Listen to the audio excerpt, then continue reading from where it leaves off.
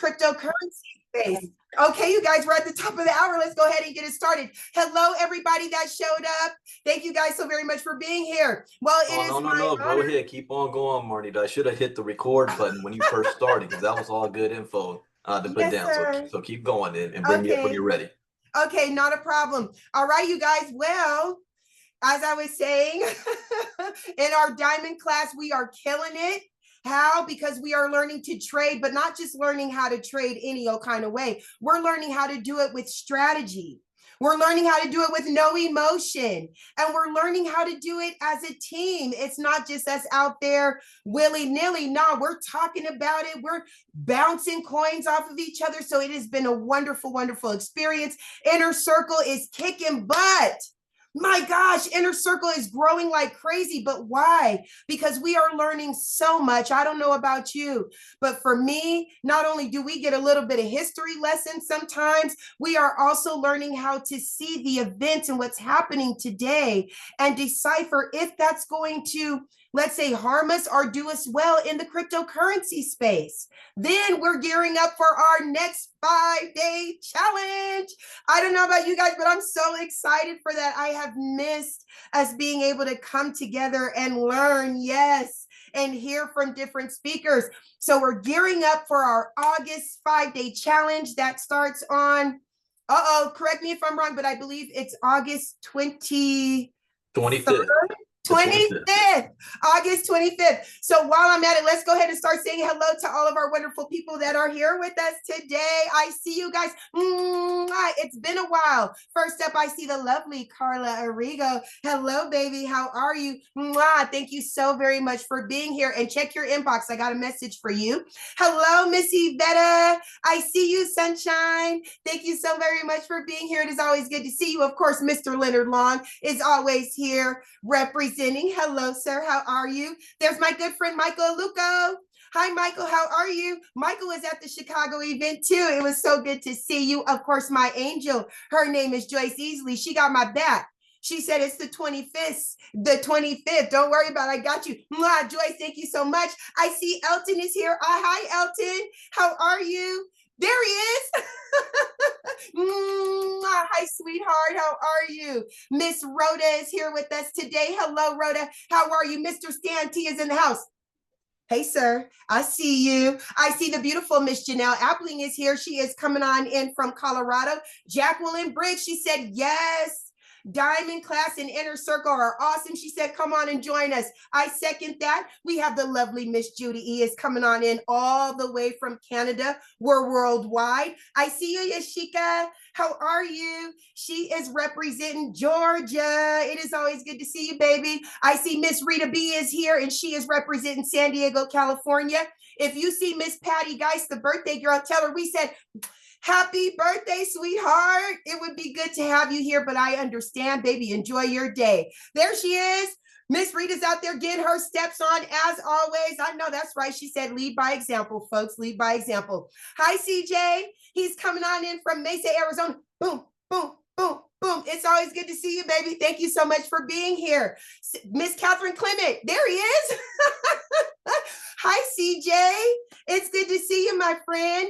There is my Empress, Catherine Clement. Hello, baby. How are you? Thank you so much for being here. Mr. Clairvaux Albert is coming on in from Connecticut. Hello, sir. I got your message. Clairvaux, wait for me. I'm going to get back to you as soon as I can.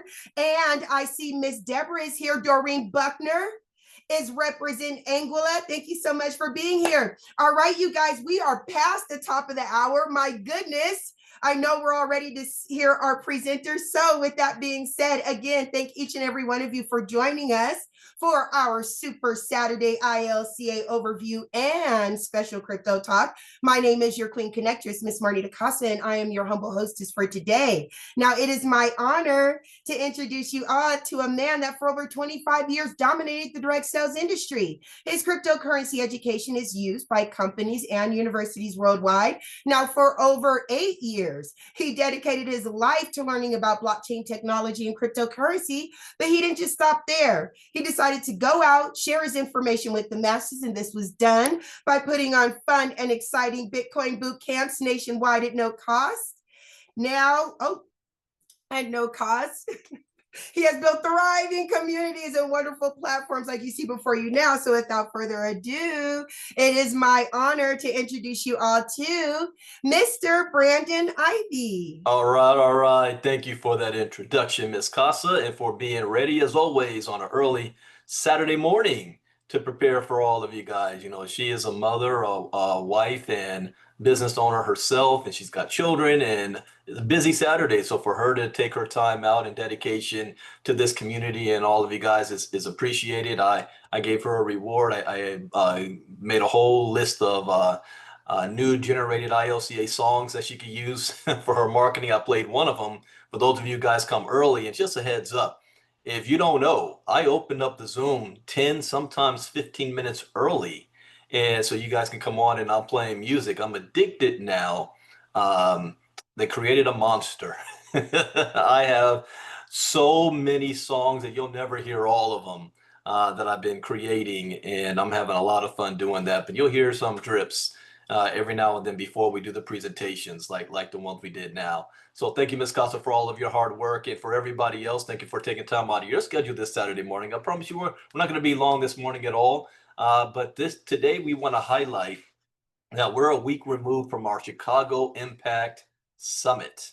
And a week ago, we were in Chicago. We had a meet and greet at Aurelia's Pizza on Friday night, and we had a chance. You know, when we do live events like this, it's the greatest thing is not so much the information that we share, which that could change people's lives if it hits you the right way. And we're going to hear from some of our people that were there talk about that. But it's really the chance for us to see each other face to face, to be able to meet each other, to break bread and have conversations and hug each other, and that kind of stuff, that bond that creates a community and a family-like environment, so that you can see that, you know, we're not just faces behind a Zoom.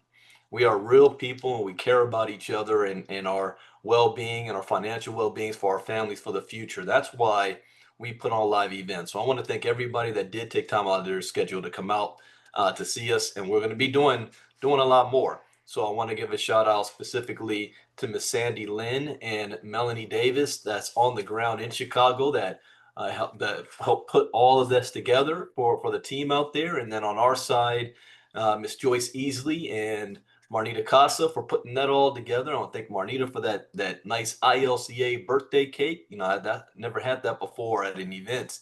I was surprised. I wasn't expecting that.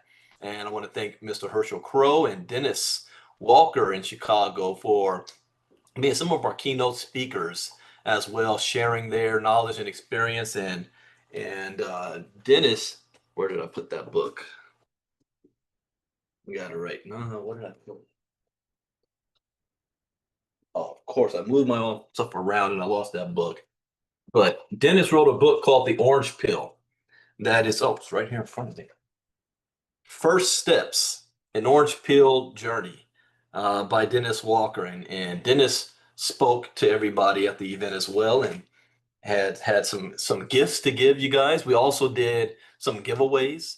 We gave away $100 worth of Bitcoin to 4 people, and we also gave $100 worth of cash that Melanie Davis was able to get. One person that I want to give a shout out to, because today is her birthday, that we were missing there, is Miss Patty Geis. So happy birthday to Patty, and we'll see you on the next time we have an event. And by the way, the next big event, I might, chances might be high that I'm going to do a smaller event before this one, but the next big event, pushing it's going to be in March of next year in LA area, the Inland Empire, probably in Ontario, but I have contacts all over the place around here, and I'm looking for the best hotels and venues. But it's going to be in March of next year. That's going to be big. I'm going to be spending a lot of money putting all that together. And I'm working in tandem with several organizations, including my father, his business. He has his own company called GFI Associates Consulting, and we're a part of an organization called SEEM, Cooperative Economic Empowerment Movement, and a host of different churches. I've got a contingent from San Diego. My Morehouse brother is going to be coming up and bringing a lot of people. So that's going to be a big event. It's probably my first time my family, you know, is going to be there. Up to this point, the only one who really is my cousin Marnita. So now a lot more of my cousins that are here locally, my parents, we're going to be celebrating their 50th wedding anniversary as well. I think that March date is also Marnita's birthday that month. So we're going to have a lot of fun. We're going to be catering. So put that down in your calendar. I don't have an exact date yet, but oh yes, my father's birthday too.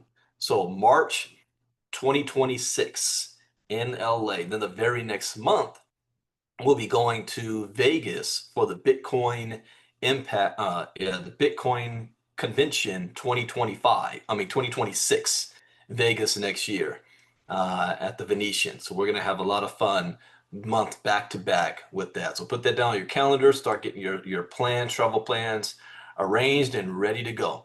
So let's talk about the Chicago Impact Summit. We did the meet and greet on Friday, but Saturday was the main day where we talked and shared a lot of information, especially something called the River of Money talk. And that's the first time I did that talk in full in years. Maybe the last time I did that in front of a live audience, 7 or 8 years ago. Before I was in actually, yeah, before I was in crypto. I did a talk for a group when I was doing personal development coaching before I got into crypto. The last time so literally, you could be my cousin from another family. Yes, sir. But the last time I did that was in Chicago, not Chicago, Houston. And Herschel was there, Marnita was there for that one. We did an event in Houston. I did, but that was only like 12 minutes. And it sparked something. We're going to be doing a whole series on the river of money because now people are starting to awaken and they're starting to realize, whether they like it or not, that the entire financial industry is moving digital. It is shifting. Our banks, our businesses, our jobs, the government, not by choice anymore, but by law. I mean, literally by law. The president just signed laws in the bill last week, plus executive orders that makes this mandatory. So now people are starting to see, wow, I think I need to know and learn about this.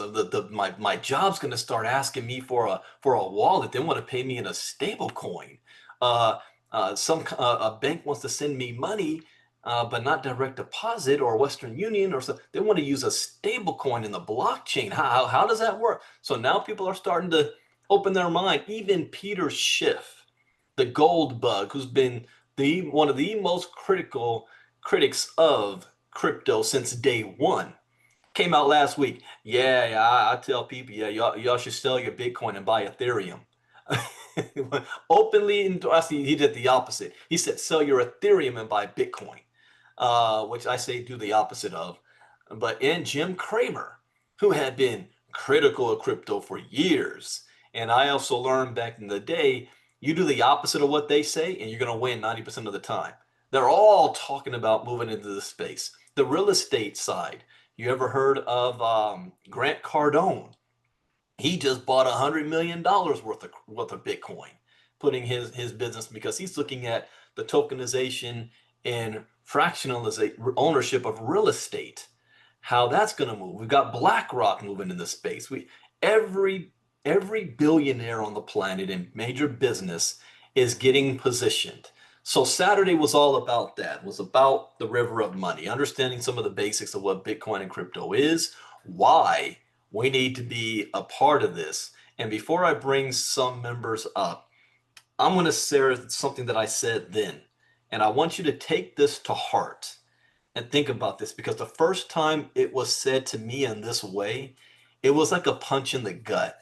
I really didn't see things this way. And here's what I mean. And you don't have to understand crypto to get this.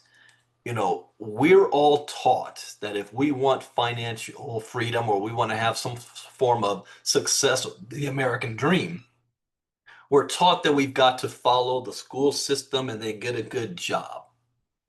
Not realizing that even if you do everything you're supposed to do, 70% of jobs that are available do not pay a livable wage.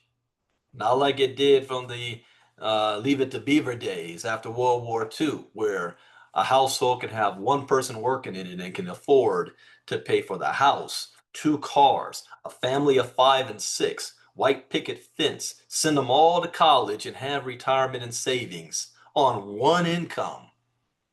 That is gone.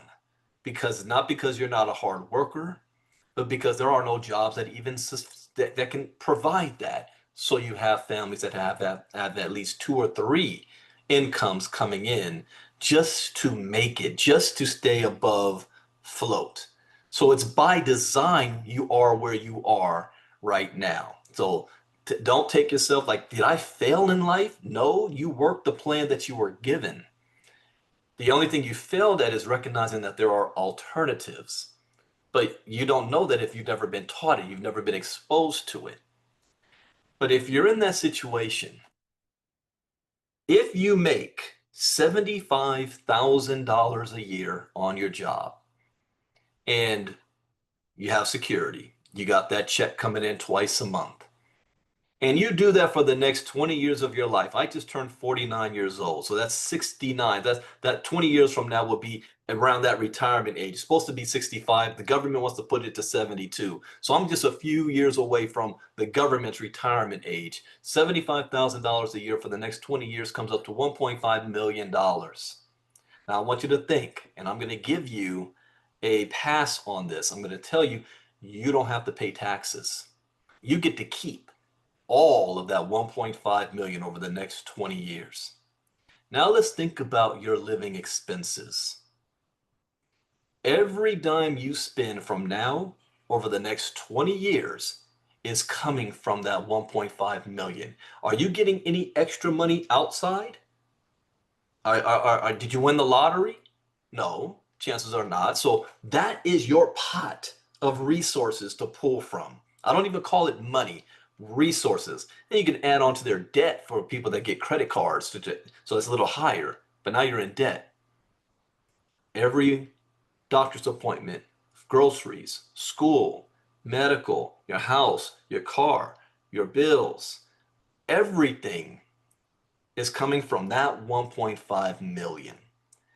If you're making $75,000 a year right now, how much do you have left over at the end of the year? I already know the answer to that. Most American families do not even have $1,000 in their savings account right now. So that means at the end of the 20 years, you would have spent, and not only spent, probably in debt after the 1.5 million. Now you have to retire. Can't work the rest of your life. What new money are you going to have coming in? Maybe your 401k, maybe a pension, maybe Social Security, all which is less money than what you were making the previous 20 years that you barely could live off of. When I understood things that way, and I got that picture in my head, that scared the crap out of me. I said, oh, I have to do something different. I have to put myself in an industry where there's unlimited amount of resources that I can earn based on my work ethic. I believe in what Jim Rohn says, the philosophy of performance. So then you look, when you talk about the river of money, you look for what industry will allow me to do that. The Robert Kiyosaki method, the I quadrant, the investing quadrant in the fastest growing asset on the planet, and it's not real estate. It's digital. And all forms of that. The greatest technology that's being invented right now is the blockchain. Are you positioned in the blockchain in any kind of way? If the answer is no, you will fall off of the river of money. Someone told me this too. Said, Brandon, when you said things this way, that really shook me. When I said that when you're on the edge of the river with your fishing stick, and that fishing stick can only go so far out in that river, and you got the millions of people to your left and your right that have the same size, around the same size fishing stick as you, yet the rich people got those whalers and oil tankers in the middle of the river where the deepest water is, where the most fish are, and no competition, raking it all in. And that river changes course, and all those big oil tankers do, they just pull up anchor and float down the new direction of the river, but all you are able to do is see the water recede. And every time it recedes, you have to take a step forward to get your fishing line out there more because the fish is slowly getting away from you. But every step you take, you're now stepping in muddy water. And have you ever walked on the sand before, barefoot, and then you get to where it's muddy? Isn't every step more difficult than the first one? And sometimes you can end up getting stuck, and it's really hard to move. And now this is how we go through life. It's like, man, every time I try to move forward, things are getting harder and harder for less and less and less. And you think that there's scarcity out there when you haven't just realized that the river changed course. That was the theme of this weekend. So I'm not going to call anybody out directly, but I will ask for some volunteers. Anybody that was at the Chicago Impact Summit, if you have any story you'd like to share, your experience, aha moments, or anything, go ahead and raise your hand, and I'll call on you. And let's try to keep it short because we're on limited time. But is there anybody that would like to share? Go ahead and raise your hand. All right, first up, Leonard Long, and I'm excited about Leonard and proud of him. He's one of our business partners of ILCA, and he has his own brand out there. You see it behind him, Papa's Ivy League Crypto Academy, and his own website. He just started putting it out there, so congratulations, Leonard. So go right ahead. Brandon, I'll try to keep this short, but I got last weekend was an experience for me. There was nothing really new that I learned other than some maybe possible business opportunities, but one of the things I got was just new friendships. Listening to Sandy Lynn speak was just amazing. I was very entertained by the lady, and then Mr. Dennis Walker in his book, The Journey, The First Steps of the Orange Pill Journey. I read that on my way home on the plane, and it was very moving to me, which, like me, I created a song like you.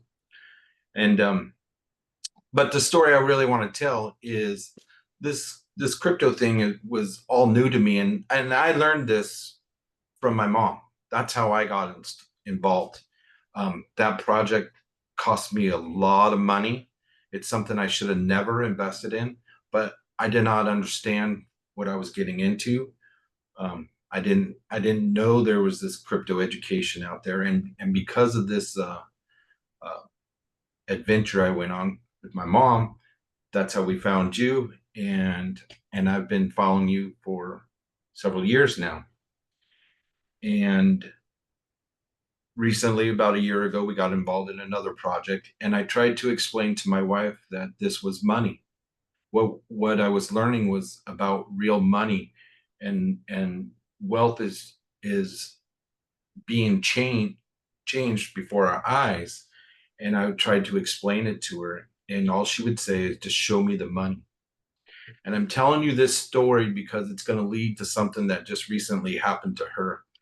But anyways, it's her birthday. We're coming up on the 1 year from when this took place. But in order to prove to her that this was money, my wife has an infection, or she's infatuated with Louis Vuitton purses. So my thought was, okay, I'll buy her a purse in order to prove to her that this was real money. This is money that I earned from my physical activity, and I earned this money. I'm going to sell these tokens, and I'm going to buy you a purse to show that this is real money. And I did, in fact, do that. Since then, she still hasn't gone on this journey with me. But when I got home from Chicago, she told me she was at some store or something, and there was, I guess he happened to be a Palestine gentleman working behind the counter, and he noticed one of this Louis Vuitton purse that she was carrying. And my wife isn't, she comes from a very poor family, first of all. So for her to have something like this, it means a lot to her, but she doesn't flaunt it. She just carries them. And if someone mentions them, she talks about. But this is something she's proud of. But this gentleman recognized this purse. But the thing that stood out most to me is when she's telling me of the story is he told her that all of his money goes back to his family in Palestine and how they had this huge house and property and it's now all destroyed and all of his money needs to go back to them so they could live. That opened to the door to this. And I want people to, this is not a political statement at all. And I know people don't like Trump, but something that recently came up was we were going to put tariffs on money being exiting the country. Like I know my wife's Hispanic, and I know a lot of Hispanic money or people send money to Mexico to take care of their families, and they use Western Union. And so the United States government wants to tax these people more money for leaving the states. That's where this conversation with my wife about crypto came in again. I said, dear, do you realize that that gentleman that you spoke to, you had the opportunity to explain to him that if he teaches his family about crypto, they could create a wallet. He could send them money instantaneously, and within seconds, if not minutes, his family would have this money in their country, and the government can't get their hands on it. Now they have the opportunity to take that money and or those whatever token they used and trade it for goods and services. That's a huge thing, and it keeps the government from touching it. And that's where this Bitcoin comes into effect. That was started because of the 2008 collapse, and the big banks were bailed out by the government, but the everyday person, they lost their homes. Nobody took care of them. So Satoshi came out with Bitcoin, which is a peer-to-peer electronic cash system. As simple as that. Bitcoin is a blockchain. Inside that blockchain is Bitcoin, the coin. People get hung up on, I don't understand. Well, everybody does understand because they have credit cards that they use. They're all done by different banks, but every credit card looks the same. What bank you're using is just a different train track, a different rail system. Our cars all look the same. They all drive on the same freeways, but some cars are slightly different because some use gasoline, some use diesel, but they're the same. But this is something that everybody needs to grasp. The sooner you grasp it, the greater chance you have to change your family's generational wealth. And it's hard. I guess for us older people, it's sort of easier to understand the idea because, some of us never saw cell phones when we were kids. We were told to go play and come back when the sun went down. But now we have, like I have 8 grandkids. The youngest one's 4 years old, can pick up a cell phone and operate it. So it's not hard to learn. It just takes some time. And as we get older, that remote that your mom and dad used to say they couldn't understand. Well, you're at that point now. If you're old, you can understand this. It just takes a little bit of time. But I'm glad I went to this event. I hope to be at more.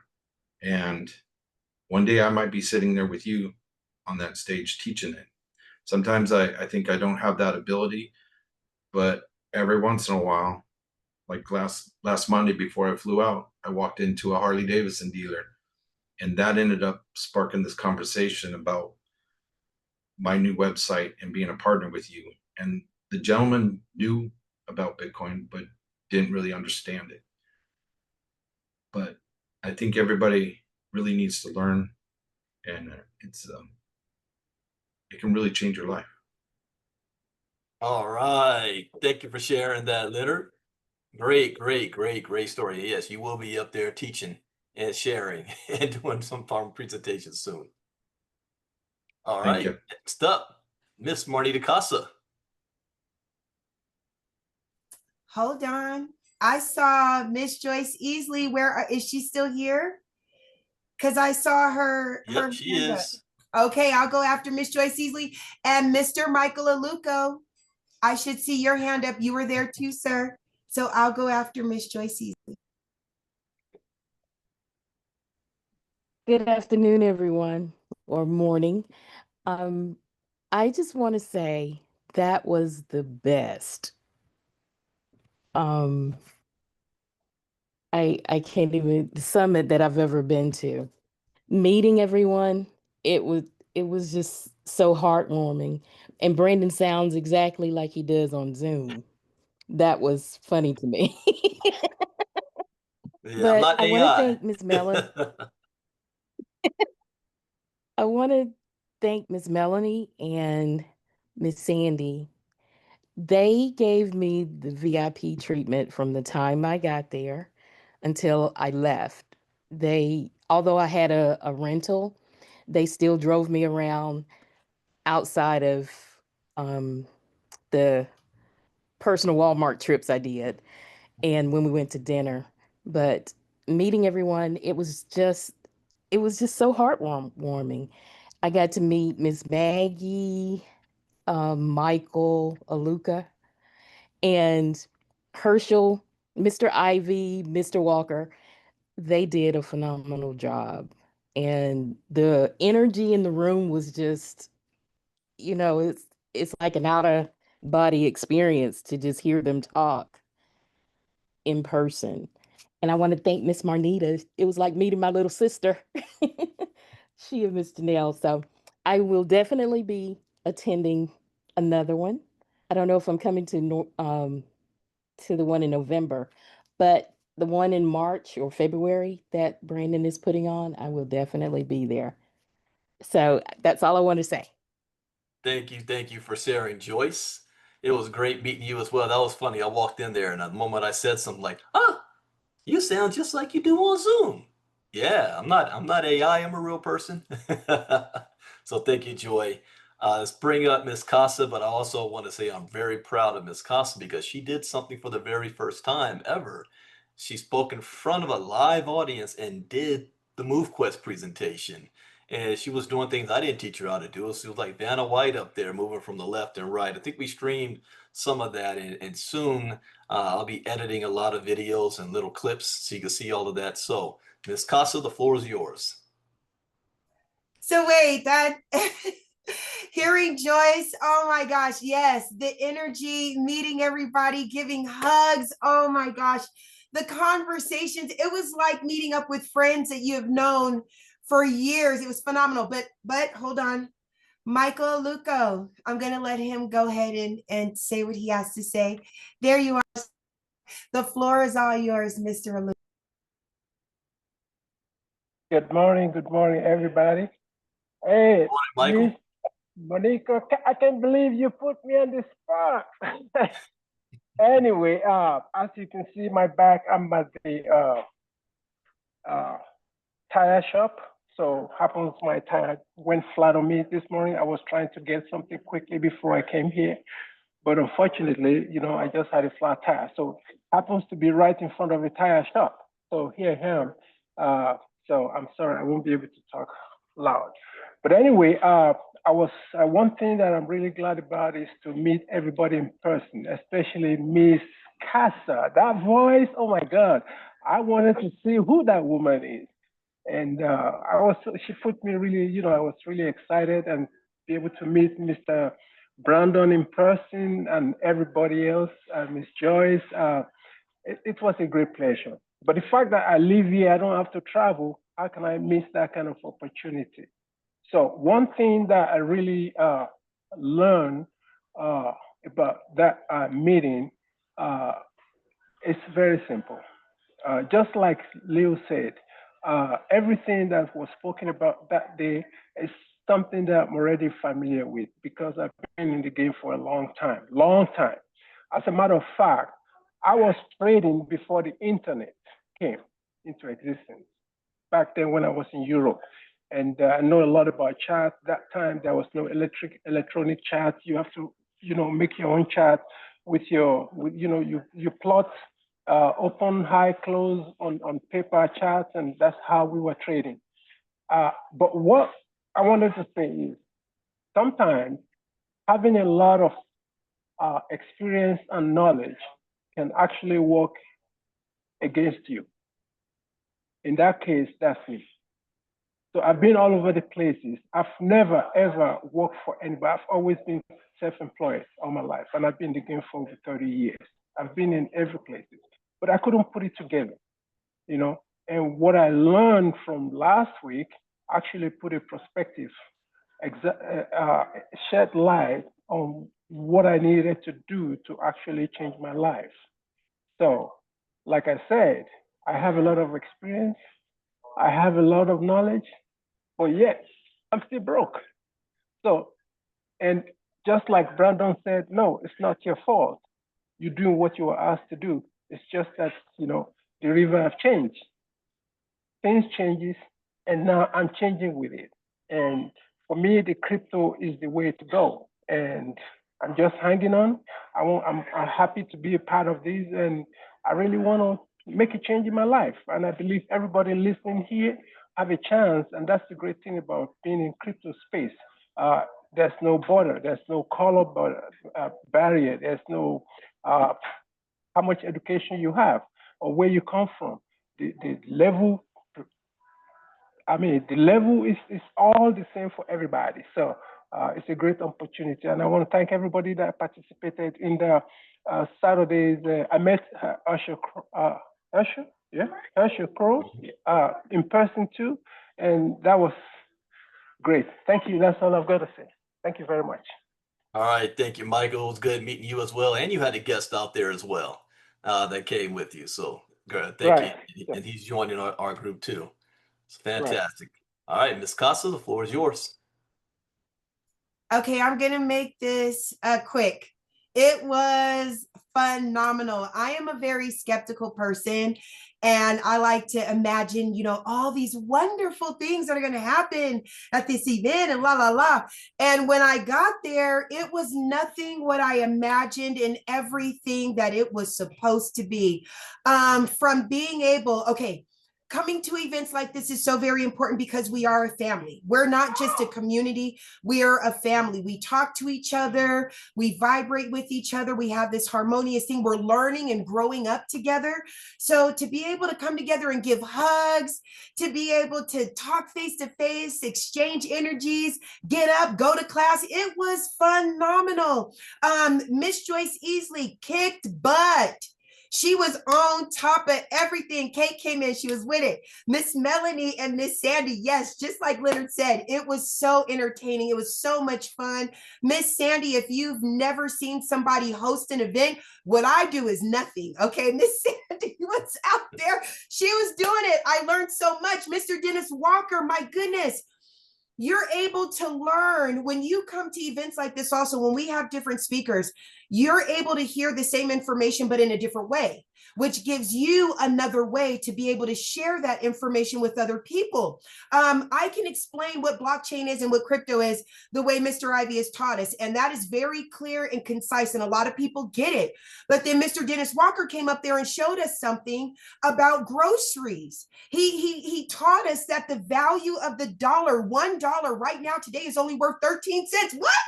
That blew my mind. So when we started talking about crypto and blockchain and Bitcoin and why it's so important for us to learn about this finance of the future, I'm looking at the dollar in a whole new sense. When I go to the grocery store, I'm like, I don't have $20. I got like 5 or 10 unless I have crypto.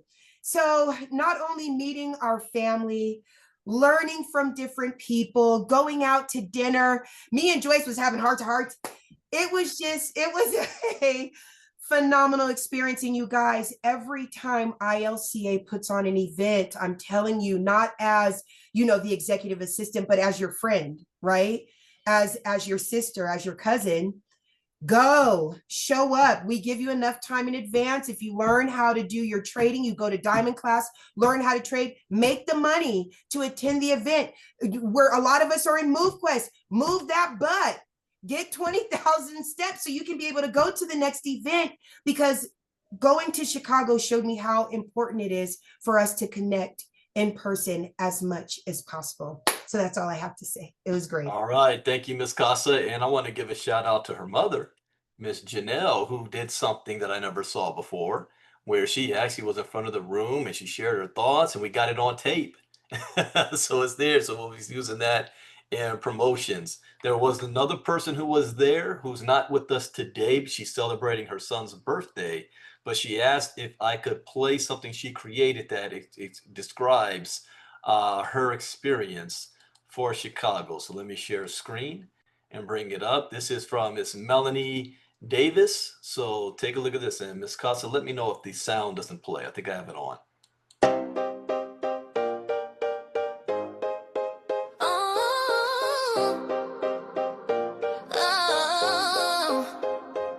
Chicago, skyline, lit up high, ideas spark like the 4th of July. Brandon Ivey drop gems, no lie, digital rivers, cash streams. We fly, we broke bread, share dreams, let it flow. Laugh till the night, turn Chicago glow. What's the future?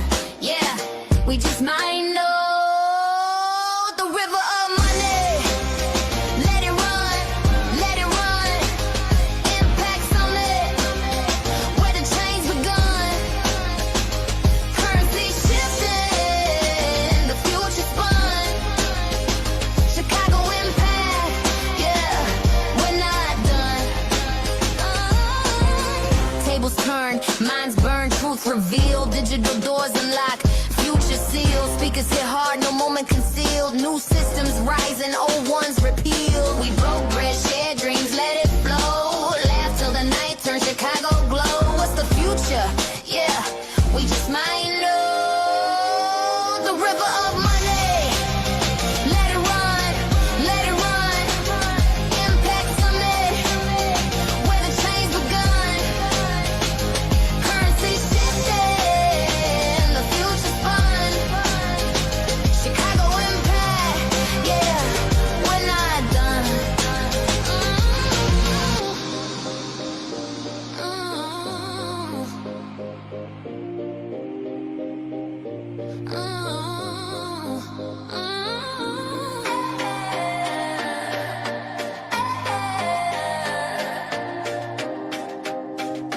We're not done. The river of money, let it run, let it run. Impact summit, where the change begun. Currency shifting, the future spun. Chicago impact, yeah, we're not done.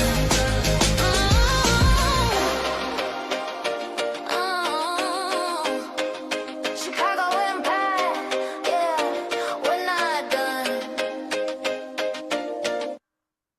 All right, all right, all right. Melanie made the video, the song, and put that all together. So that's her message to everybody. We're not done. We're just getting started. And speaking on that, I want to thank all of you guys because this was a milestone for myself as well. This is my 26th year in the direct selling industry. I have been to a countless number of conventions and meetings all around the country and the world. I've been the master distributor, I've been keynote speaker, I've been the MC, all of that. But this was the first time that this was an event that our own company put on. And that was, it was nervous. I was a little scared about it. But we did it. You guys made it happen. So I am thankful for all of you guys that had come out and support our company, ILCA. And I say our company because it's not just me. This belongs to all of you. There is no ILCA without the community. So I want to thank all of you guys for making this a great place to be. And that I love spending my time and to come and teaching you guys. You know, we never know how much of an influence or impact we can have. And that's what that was called, the Chicago Impact Event. One thing that you learn, one decision that you make can end up changing your life. So thank you for that. Now what we're going to do is also mention Sunday, we had a special private meeting because the second half of 2025 is getting prepared actually for 2026. And in 2026, we're officially launching our Ivy League Coaching Academy, which is actually the parent company of Ivy League Crypto Academy, where I will be having a whole course of lessons based on personal development, self-improvement, business entrepreneurship, making sure that every single one of you has the tools necessary to act on the decision that you make. You may say, well, what is that decision? You want to have a better life. You want to be in a better position than where you are right now. And it doesn't always have to be on a financial thing. That's not what it's about. Finances just allows you to have more resources to do the things you want to do. But a lot of people don't know what they want to do. They have never thought about it. They don't know how. They think because I don't know how, I shouldn't even think about, this. Like, why am I dreaming? Dreaming's for kids. I got to live in reality. Well, we're going to teach you how to dream again. And not only teach you how to dream again, but we're also going to give you the tools to make those dreams a reality. We're going to teach you how to change your mindset. We're going to teach you how to have your business in place. Every single one of you needs to have an LLC. Now, let me remember, I'm public right now. So I can't go into too deep because what we're doing is private. So we talked about a few passive opportunities that we're involved in where we're able to take not only what we've learned from our crypto education, turn it into action to making some money, now to do what I was never taught to do. What do you do with the money once you make it? How do we get to the I quadrant of cash flow quadrant from Robert Kiyosaki? How do I get to a position where I act like the wealthy do? They don't have pensions and 401ks and Social Security. They've built generational wealth through family trusts, through living off the interest and investments of their assets. How do we grow assets to begin with and then let those assets work for us? So we introduced several passive opportunities that allow you to grow your assets without having to recruit anybody and without having to sell any products, goods, or services. At least two of these I'm personally using for each 7 figures, not just both of them combined 7 figures, but each 7 figures. Another one I'm using to fund the other two. So, like I said, I don't want to give too much away, but this is different. This is not me going out, since I'm public right now, going out on Facebook or YouTube and saying, oh, I just found the greatest thing and we're going to make things happen. Everybody's going to get rich. Type info if you want more information. No, because I don't need anybody. I don't need the public, and not everybody's qualified to get this information anyway. You know who is qualified to get this information? My inner circle. Why are they qualified to get this information? Because they're going through my training. So I know that they're going to know what to do with the information once they have it. That's why I said not everybody's qualified to have the information, because you're going to mess it up for yourself and everybody else. So if you want to, we're on another level now. I don't need the people to do this because this is independent, and we definitely don't need the community in the world. I don't need to let them know how we're moving. So if you want to be in this secured group, you've got to be a part of our inner circle. Inner circle, if you go to ilcacryptonews.com and register or get back to anybody who shared this with you or introduced you to ILCA. I will tell you my short-term goal. My short-term goal is to take 100 people and show them how through ILCA and everything that we are endorsing to be able to be earning at least $2,500 to $5,000 a month. Why that number? Even on the low side, $2,500 a month is going to help a lot of families, extra on top of what they're already earning. $5,000 a month for some people is a full-time income. So that number right there means that I know we have members that have that positive cash flow coming in, and then they can put that to work for them to flip that even higher and higher and higher. Then the next goal, $10,000 a month and more. And then the next goal, wealth, generational wealth for your family. But the first goal is 100 inner circle members. We do not have 100 inner circle members even yet right now. So there's room to grow. But every single one of you in the inner circle, you now are in position and you have the tools in front of you to make this happen. with it, not only with ILCA, but the projects that we endorsed of you taking advantage of them as well. So again, if you want to know that information, we did a private call this past Thursday. We did a private meeting last Sunday. You got to join the inner circle, and then it's not even there too. Then you've got to be selected. You got to go through a process, a screening process, if you will, again, because it's not for everybody. So with that, I'm going to give you a sneak peek on what we also do if you're in our inner circle. We do crypto talks 4 days a week privately. Saturdays, I do public for the public because I'm always giving back. But 4 days a week, we do it private where we're reading the charts. We're doing trades. We're seeing what's going on in the world with geopolitics so that we know the next moves that we have to make. And I'm going to do a little bit of that today. We're not going to go long because we're already almost at the top of the hour. But just to give you a little sneak peek at what we do, let me share screen. First thing we do is we got to read the charts. What's going on in the financial world, starting with traditional markets like stock market, the Dow, S&P 500, and NASDAQ. So right now we're up 208 points on the Dow. We're on the weekend. What's the futures looking like? Okay, still in the green. Europe, slightly down. Asia, all the way down across the board in Asia. So we'll see what this looks like Monday morning. And why did we start with the traditional markets? Because what happens is the traditional markets can impact the crypto markets, and we can accurately predict what's about to happen in the crypto side. So on the crypto side right now, this is Saturday, so we got to go week to week. We're down 1.5% in the last 24 hours. Bitcoin dominance, this has fallen from 60%. And I think a little of that is Ms. Casas wants me to look at an article where one of the earliest Bitcoin holders just liquidated, I think, billions of dollars worth of crypto. It slightly impacted the market. Not much, but it slightly. And now this dropped by a little less than 60%. Ethereum is at 11.4. So let's see. Look at Diamond members. We're gonna have to look back at Pudgy, and there's Zora. Look at the top two. We just so you guys know, on the Diamond class, we've been trading on these tokens. Zora's up 42%. Oh my God! I missed that yesterday.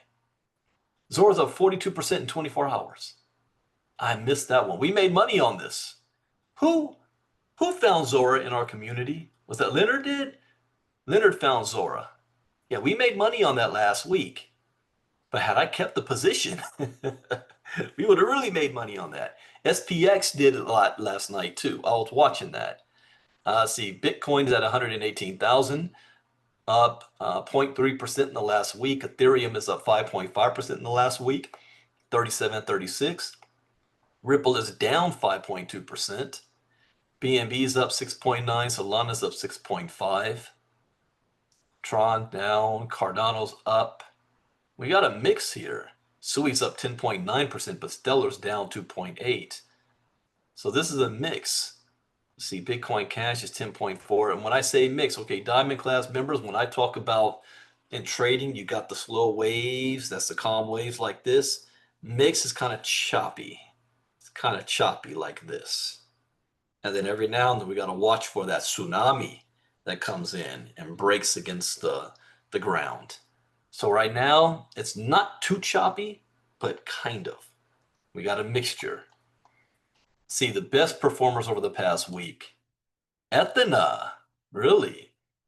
Ethena, Pingu, Flare, Story. Didn't we just add Story to the favorites last week in our account? Yeah, I did. I remember doing that. Shout out to Kenny Taylor. I've been using that last strategy that you shared with us the other day. Chronos up 14, Litecoin, Sky, CRV, there's SPX up 12.4% on the week, but it did 16% in the last 24 hours. That was running last night. Caspa, Injective, BNB, Hedera, Solana. All right, worst performers. Aptos down 6.7, Aave 6.4, BitGet token. Let's see. Hey, then you're giving something away for free. We're on the public. IDEX, huh? See who else? Floki, Stellar, Pepe, Fartcoin, Vet, Tron, Say. All right. Now let's see what's going on in some of the news sources. Here it is. Satoshi era. Bitcoin investor cashes out 80,000 Bitcoin for $9 billion via Galaxy Digital. An early Bitcoin investor has sold 80,000 Bitcoin through Galaxy Digital, marking one of the largest crypto transactions ever in a trading session marked by high volatility.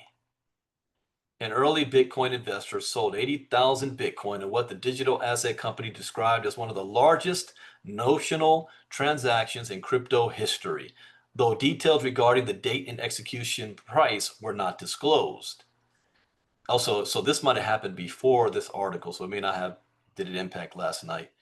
Galaxy Digital's disclosure of the sale first appeared on PR Newswire late Friday, followed by a post on the company's official blog about 30 minutes later. Galaxy did not reveal the client's identity, but stated that the transaction was part of the investor's broader real estate planning strategy. Go figure. So this person's flipping.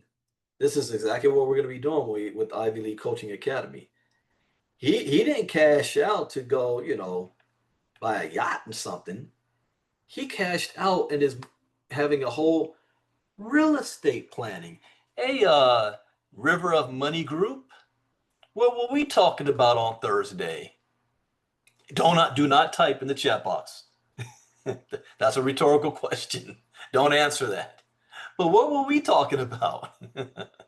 The announcement came on a day of heightened volatility for Bitcoin, with the price briefly dipping below 115,000 on Friday.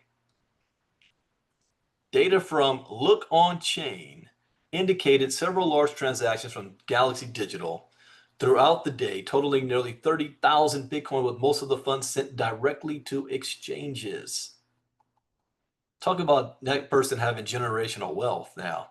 $9 billion. All right, see, and everything on the blockchain is public. You can see it. There's the address. 191,000, 384,000. So it was all done in pieces, not just one transaction. See the same wallet in multiple transactions. So this was smart. Why would the person do it that way? So that they don't make a mistake like I did and do everything in one transaction, messed up, and I lost it all. They broke this up in pieces. The Bitcoin OG. This is important here. Despite heightened volatility, sold coins have been fully absorbed. Analysts say, that's right, that's what we teach. After a brief drop of nearly 4% on Friday, Bitcoin's price quickly rebounded and was last seen trading above $117,300. So yeah, selling $9 billion dropped Bitcoin by 4%, and then it quickly rebounded again. So what does that mean here? Well, if we look at the chart, you see this market cap?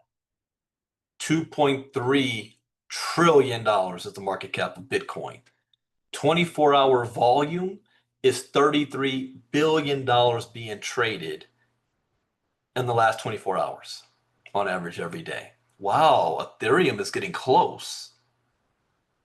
Ethereum is at 28 billion. So when this person now moved $9 billion worth of Bitcoin into the market, you now have more supply. And when that supply hit, it brought the price down slightly by 4%. But then maybe companies like BlackRock and others saw that new supply hit and they gobbled it up, and it brought the price right back up. There is a supply crunch going on. There's going to be more people that want to get their hands on Bitcoin than there is Bitcoin available. So let's see here. 80,000 Bitcoin, over $9 billion was sold into open market order books. Diamond Class, you know what that means on the order books. So imagine if he just did one big trade on that order book, people would have freaked out. But by breaking that up like it did, it was just like normal transactions.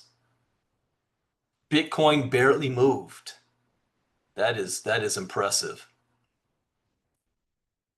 If you're in MoveQuest right now, if I were to sell $3,000 worth, what do you think is going to happen to the price of MoveQuest, of MQT? You know, because it's not as beefy as Bitcoin. Bitcoin's price has surged this year, recently reaching a new all-time high above 123,000, driven by strong exchange-traded fund inflows like BlackRock, growing adoption in corporate treasuries, and favorable regulatory developments in the United States. All of that is designed for the institutional people, you know, the wealthy people. Okay. El Salvador's Bitcoin reserve fails to help the average citizen. Well, it's, in my opinion, is way too early. The federal this reserve, you can't even look at this until about 2030. Right now is all about just accumulation. Changes to El Salvador's Bitcoin laws under the IMF agreement put the benefits of Bitcoin even further out of reach for the average resident. El Salvador's Bitcoin reserve has had limited impact on the broader population, and the country's loan agreement with the IMF may further complicate its Bitcoin strategy. Oh, that one's interesting. Loan agreement. Earnman told Reuters that repealing the Bitcoin legal tender laws under the IMF agreement has created a vacuum in public BTC education. The IMF is coming in here and messing things up. Why are they appeasing to the IMF? Since the government entered into this contract with the IMF, that they shouldn't have done that, Bitcoin is no longer legal tender. Well, there you go. And we haven't seen any other effort to educate people. So I don't know what their government is doing, but they're taking a step backwards. They caved to the IMF. The government apparently continues to accumulate Bitcoin, which is beneficial for the government. It's not directly good for the people. Interesting. The Central American country also agreed not to purchase any new Bitcoin under their agreement. Yeah, the IMF came in there and messed them up. They had a good thing going. That's unfortunate, but I'm going to keep my eye on hearing about that. Powers that be. See, what happens if Bitcoin reaches $1 million? Oh, this is one of those articles. Okay, I can't go, we'll skim this. What happens if Bitcoin reaches $1 million? Drivers of Bitcoin's valuation in 2025. Bitcoin has already achieved major highs that very few thought possible. The ink on the current drivers of its all-time high is still wet. One of the major catalysts was the introduction of Bitcoin ETFs in early 2024, such as BlackRock's iShares Bitcoin Trust ETF. By mid-2025, U.S. Bitcoin ETFs had amassed $14.8 billion in net inflows, with BlackRock's ETF alone raising over $1.3 billion in just 2 days. In addition, U.S. President Donald Trump's executive order to establish a strategic Bitcoin reserve in March 2025 capitalized with approximately 200,000 Bitcoin. 200,000 Bitcoin. Send a clear message of government support. This further reinforced Bitcoin's growing status as a legitimate asset and helped boost investor confidence. The optimism surrounding Bitcoin reached new heights during the crypto week last week, where Bitcoin surged to an all-time high of 123,000. Is a $1 million Bitcoin possible? Yes. In fact, it's going to go higher than that. Well, what key factors can make this possible? Limited supply. Bitcoin scarcity is one of its most compelling features.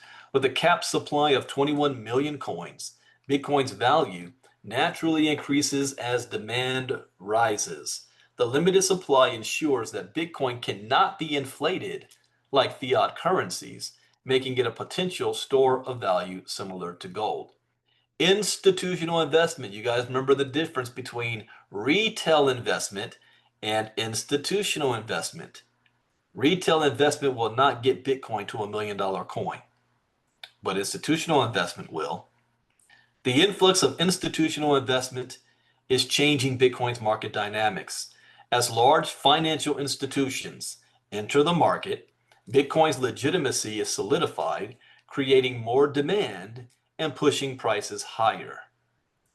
Crypto adoption potential. Approximately 6.8% of the global population now owns crypto. So for people think, am I too late? Only 6.8% of the global population owns crypto. So years ago I said, if you just owned a quarter of a Bitcoin, you will be in the next few years in the top 1% asset holders in the world. Because right now, only 6.8% of the global population even owns crypto. That's still equating to over 560 million people with a compound annual growth rate of around 34%. There's plenty of room for growth. FOMO. Type in the chat box what FOMO means. A 2025 survey by security.org found that 67% of current cryptocurrency owners primarily invest in digital assets like Bitcoin, with the exception of making money. As Bitcoin price continues to rise, more investors are subjected to, oh, nobody typed it in the chat box, so I'll say it, fear of missing out, FOMO. Who believes Bitcoin could hit $1 million? Several prominent figures have predicted that Bitcoin could reach $1 million per coin, with their projections highlighting the increasing potential for crypto. As I tell our inner circle, $1 million Bitcoin is not what excites me. What excites me is what tokens is Bitcoin going to drag up on its way to $1 million that we can get rich on? Those are the tokens I'm looking for. Kathy Wood has been a vocal advocate for Bitcoin, predicting that the cryptocurrency could hit 1.5 million by 2030. That's their bull case scenario. Michael Saylor, the founder of Strategy, has repeatedly stated that Bitcoin's price will hit 1 million when Wall Street holds 10% of its reserves in Bitcoin. Oh, I was looking at the wrong place. You guys did put that fear of missing out. My bad. You guys said it. I was looking at the wrong chat. All right. Robert Kiyosaki shares a similar sentiment, predicting that Bitcoin could hit $1 million by 2030. He views Bitcoin as a hedge against inflation, much like precious metals. I agree. Number 4, what would it take for Bitcoin to reach $1 million? To reach 1 million per Bitcoin, several things need to happen in the market. Here's a breakdown of the major factors. Much more institutional investment. You guys know what that means again, institutional. For Bitcoin to reach $1 million, its market cap would need to exceed 21 trillion. What is the current market cap of Bitcoin? Well, I said it a second ago, 2.3 trillion. So Bitcoin's going to need to reach 21 trillion. You think there's room for people to get rich from where it's at right now? However, institutional involvement remains limited, with less than 5% of Bitcoin ETF assets held by long-term institutional investors. Retail investors currently dominate the Bitcoin ETF market. Global adoption.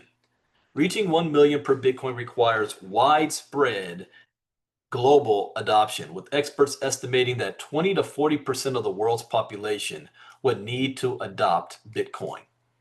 This requires advancements in infrastructure, education, and regulatory support. Speaking of continued regulatory support, now since Donald Trump has been in office, the regulatory environment in the US is going to be favorable and positive for the crypto industry. So clear and supportive regulation is crucial for Bitcoin's growth. A unified approach would reduce uncertainty and foster investment.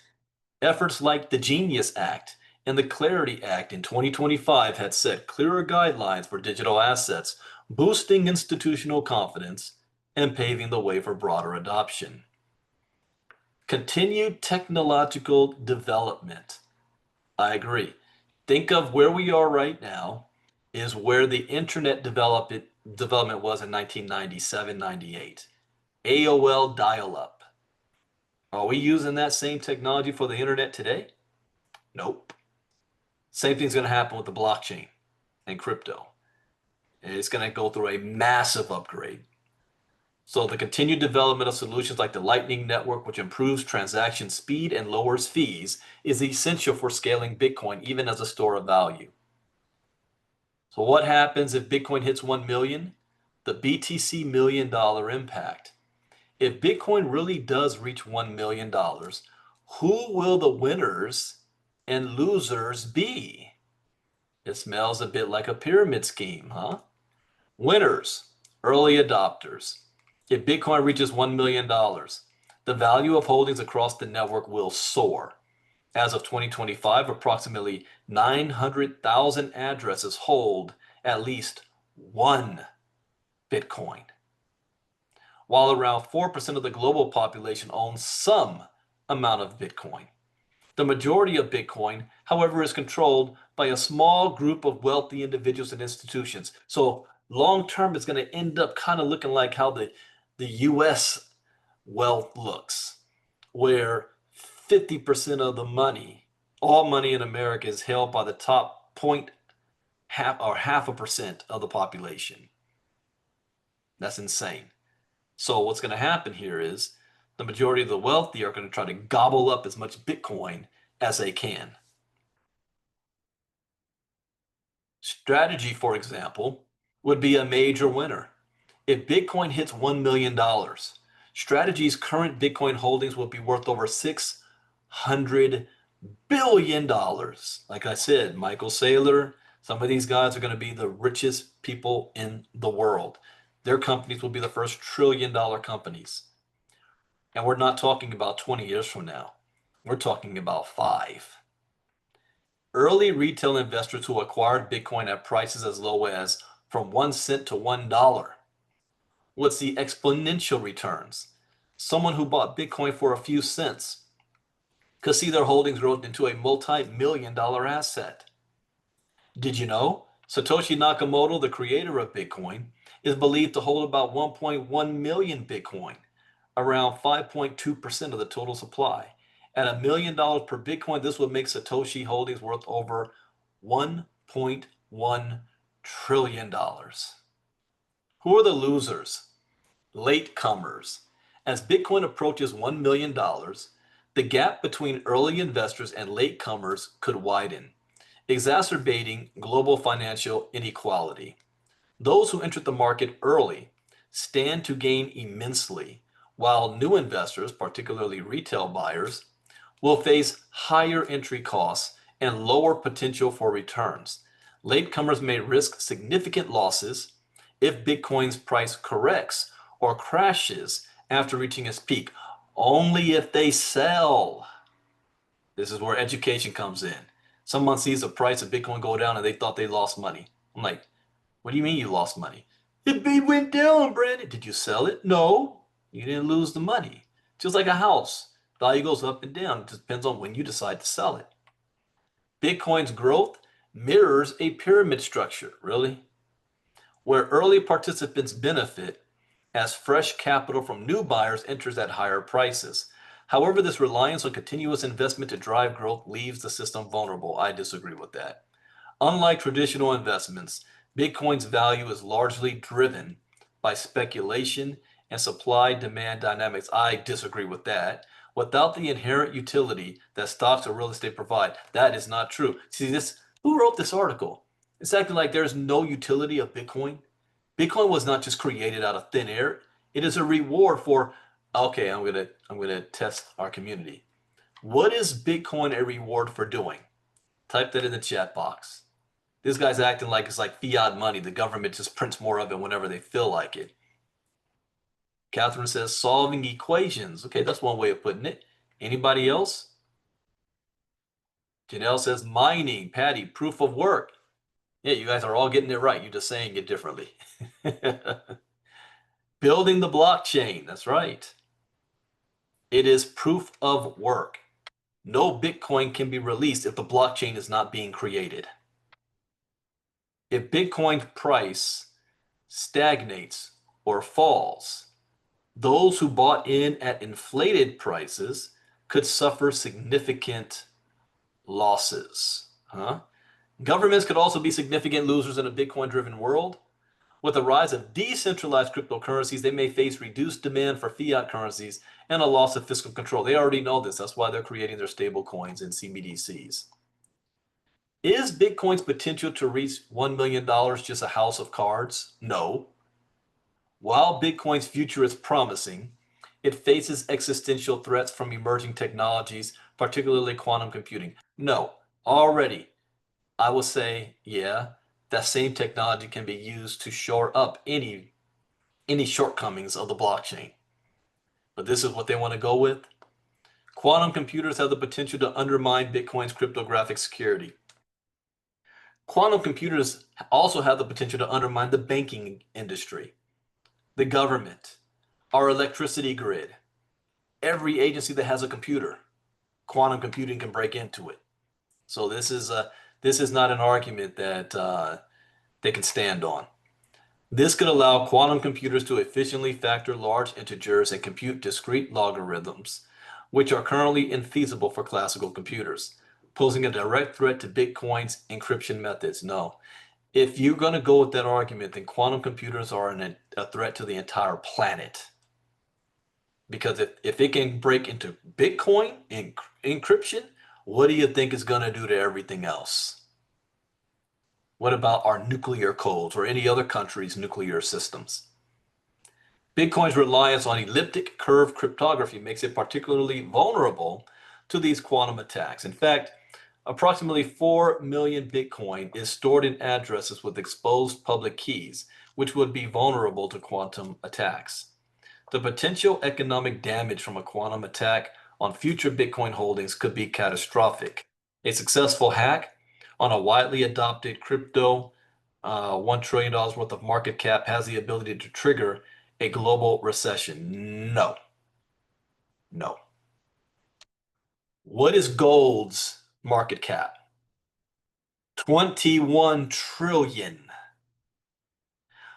Somebody give me a number of why BlackRock, I think Joyce R knows this on top of her head, on just the tokenized assets in the world.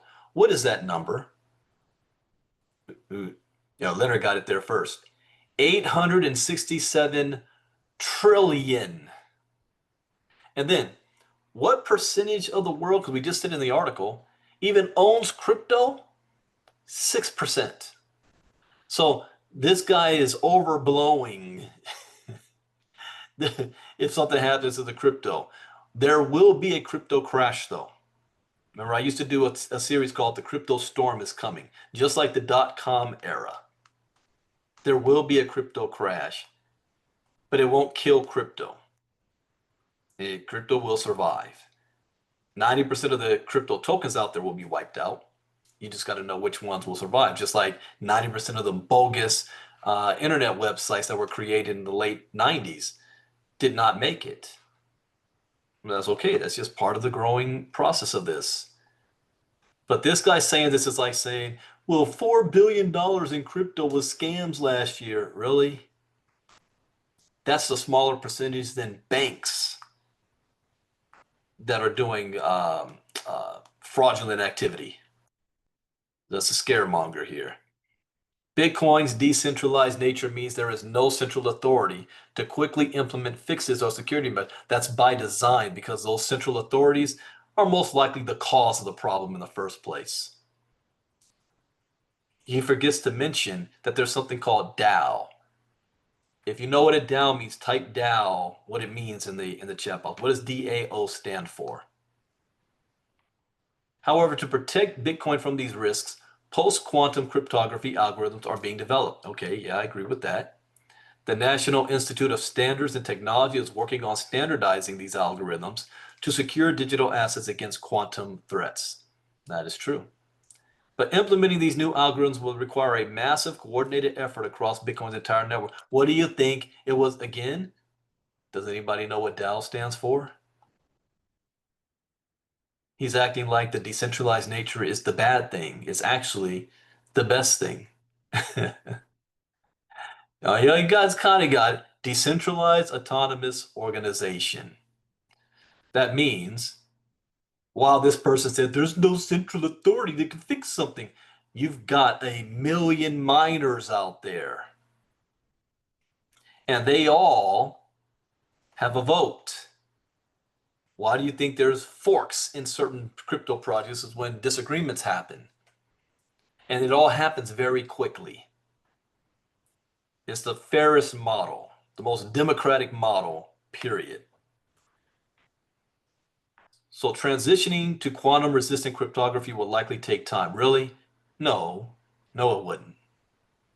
The same amount of time as it's taken to build quantum computers, it will be instantaneous. While just one of the many concerns outlined today, the quantum threat offers some important food for thought. Even if Bitcoin manages to reach the $1 million mark, can it truly be considered a sure bet? Really? These are the same people that said, if Bitcoin hits $100 a day, $100 a coin at some point, is this still a sure bet? Because it can crash and go to zero. Bitcoin goes to 100. Well, if it hits $1,000, then we die. Hey, it's open to attack. It reached 1,000, then went to 20,000. I don't know, guys. If it hits $100,000, now you're gonna have everybody in the world's gonna look at it. And it's gonna be a massive. People are gonna lose everything on this. Really? So every time it goes up, they say the same thing, and they use a new boogeyman to be in the way. This time, quantum computers. All right, that is it for. I actually read the whole article. I didn't plan to do that, but it was an interesting topic. All right, everybody, that is it for Crypto Talk for today. For those of you who are listening to us on Facebook and once I upload this to YouTube, if you like what you see and you want to join this awesome community, then get back to the person who's showing you this, and they will show you how to get started and join our community, or go to ilca.app, ilca.app, and join one of our memberships. It pays to be in the inner circle, and it's about to get so much bigger with what we have going on. So thank you guys and all of you for sharing your experience in Chicago last weekend. I look forward to next time I'm scheduled to be on a road. We'll be at the Damon Crump's Pinnacle event in New Orleans, November 6th. And we're doing a 5K walk as well that I'm planning for. I know Marnita's been working on her time on that one too. So we're ready for that one. Oh yeah, Stake and Shake and pay with Bitcoin. Oh, there's going to be every institution going to be able to pay in some form of crypto. More than likely, they're going to be stable coins you'll be able to pay with. So with that, enjoy the rest of your weekend. I'm going to go play with my music again because I got some exciting things planned for that. And I will see you guys in the inner circle on Monday morning. Those of you in the River of Money groups, make sure you're paying attention to the Telegram as we upload more information for you guys. So with that, take care. Brandon Ivey out. Bye-bye.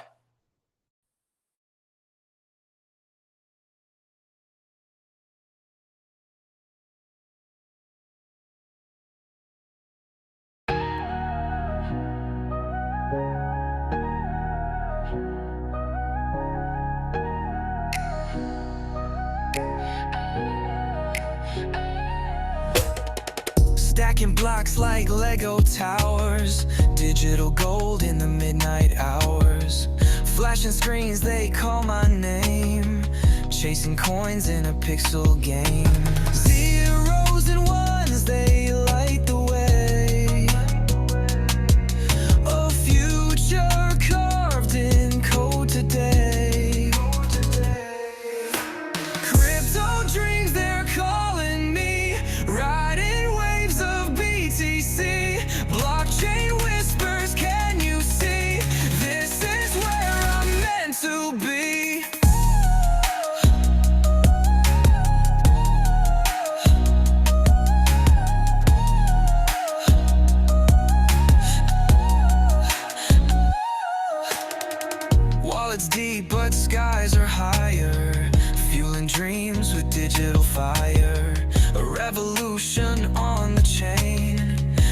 flowing